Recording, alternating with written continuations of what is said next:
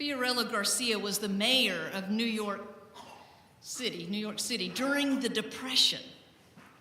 And he was quite a character from all records. He would ride the city fire trucks. He would take the entire orphanage out to baseball games. And whenever the city newspapers were on strike, he would get on the radio and he would read the Sunday funnies to the children over the radio. At any rate, one bitter cold evening, one winter night in 1935, Mayor LaGuardia turned up in night court that served the poorest of the poor, the poorest ward in that city. He dismissed the judge for the evening and he took over the bench himself. After he heard a few cases, a tattered old woman was brought before him, accused of stealing a loaf of bread. She told LaGuardia that her daughter's husband had deserted her. Her daughter was sick and her grandchildren were starving.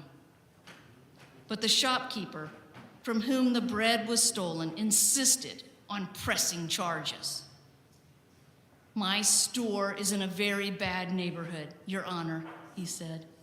"She's got to be punished in order to teach people a lesson." The mayor sighed. He turned to the old woman and said, "I've got to punish you," he said. "The law makes no exception. $10 or 10 days in jail." But even as he spoke, LaGuardia was reaching into his pocket and he pulled out a $10 bill. "Here's the woman's fine," he said. "And furthermore, I'm going to fine everyone in this court 50 cents for living in a city where a person has to steal bread so that her grandchildren can eat.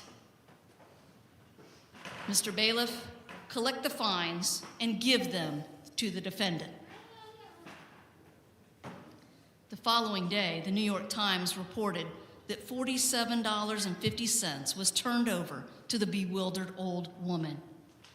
The money was given by the red-faced store owner, some 70 petty criminals, other people with traffic violations, and the city policeman. They all gave the mayor a standing ovation as they handed over their money.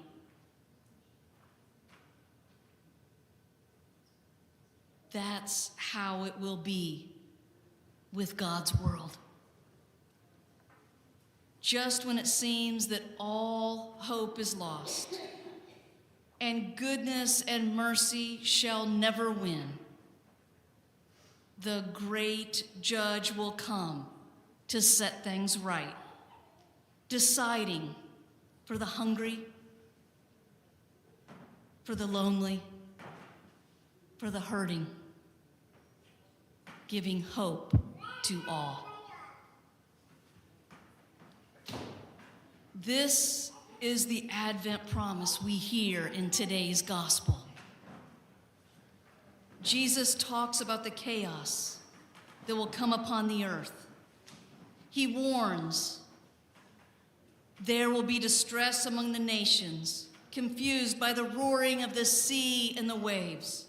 People will faint from fear and foreboding of what is coming upon the world, for the powers of heaven will be shaken.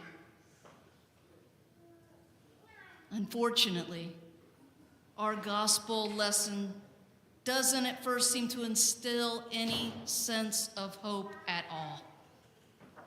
In fact, after reading the passage, we can be overwhelmed by this sense of hopelessness.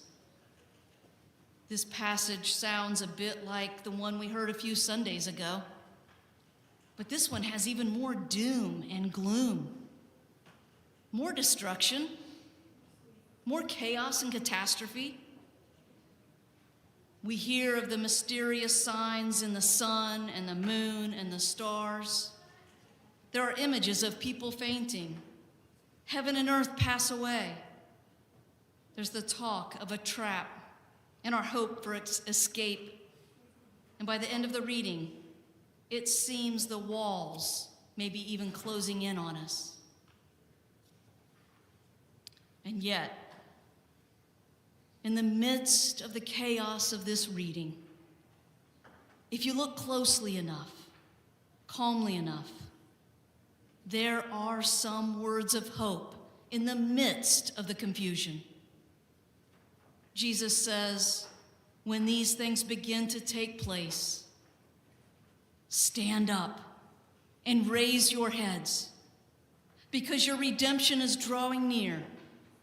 When you see these things taking place, you know the kingdom of God is near. Jesus speaks of fig trees, an image which, may not communicate much to us. But to the original hearers, they knew that a fig tree was a symbol of life out of death,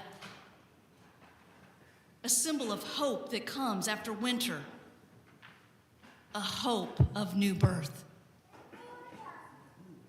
This is our Advent message. Jesus will come again and bring life out of death.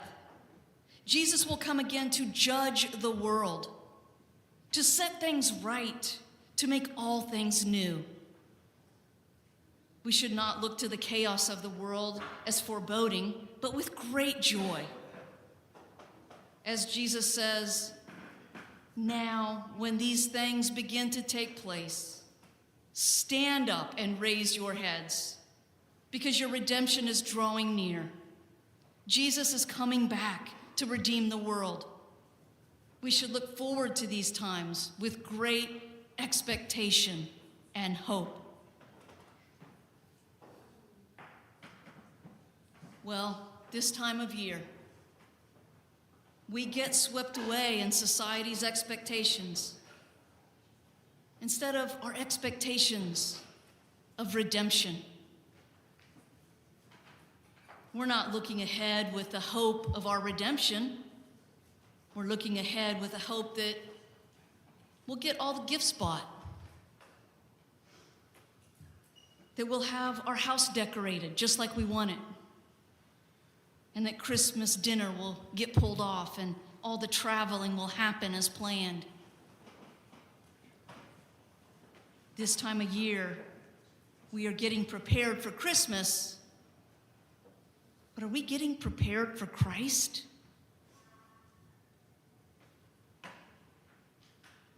A few years back, I had spent a Thanksgiving with my brother and his family. The day after Thanksgiving, my brother went to remove the pumpkins and the other harvest decorations from the house. And my 3-year-old nephew asked why. He was a little upset at first, and we told him, Thanksgiving's over, and now it's time to prepare for the next holiday.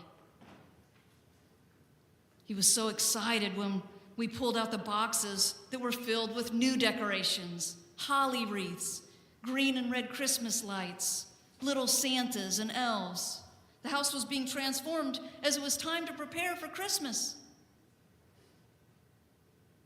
This time of year, many people begin to prepare for Christmas. Everything and everyone around us is certainly preparing for Christmas. The music on the radio, the displays and decorations in the stores, the endless ads on social media and on Facebook for this thing or that. Preparing for Christmas is bringing some people much joy. But Advent, the season, the church season that we begin today, is not about preparing for Christmas. It's about preparing for Christ. The church begins a new year, asked to begin afresh, not just on a calendar, but in individual hearts, in relationships, in congregations, in our congregation, and in our yearning for a promise worth living for. And preparing for Christmas can bring joy for a few weeks. Maybe we can get a month out of it. But preparing for Christmas can, it can even bring families together. That's a good thing. It brings friends together for a period of time on a calendar. but preparing for Christ, bringing Christ into our lives, and living for Christ in all that we do, that can transform our lives for eternity. Advent, the beginning of the church year, reminds us to do these things. It brings to our consciousness the need and importance of preparing our hearts and our minds for Christ. Our gospel reading today reminds us that we should live in hope and expectation as we prepare for the time when Christ will redeem the world.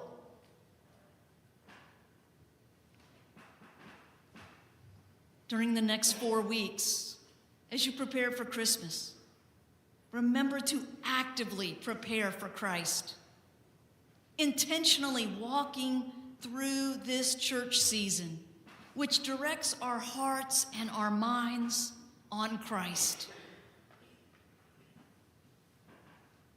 When you buy that sweater for Aunt Nellie,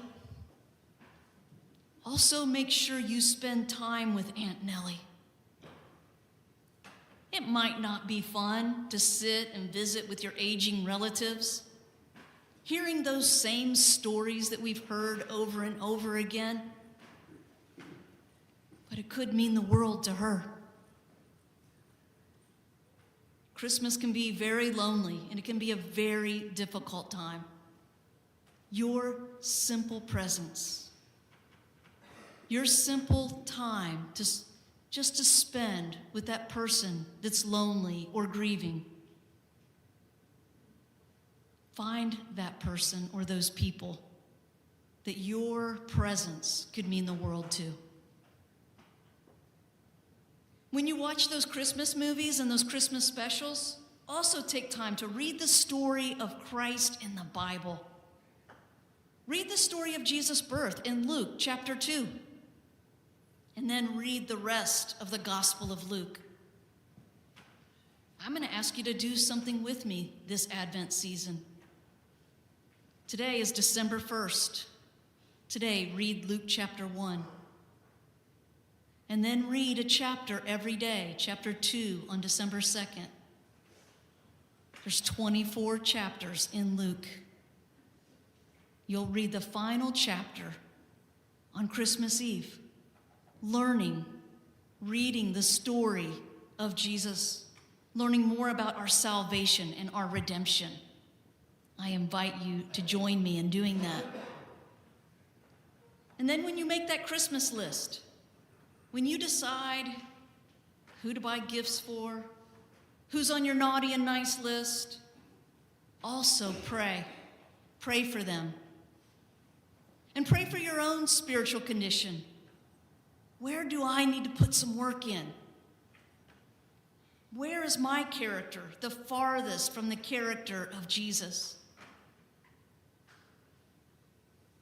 As we come closer to December 25th, you may ask yourself, are you ready for Christmas? Do you have all the preparations done? The real question during this season of Advent is to ask ourselves, are we ready for Christ?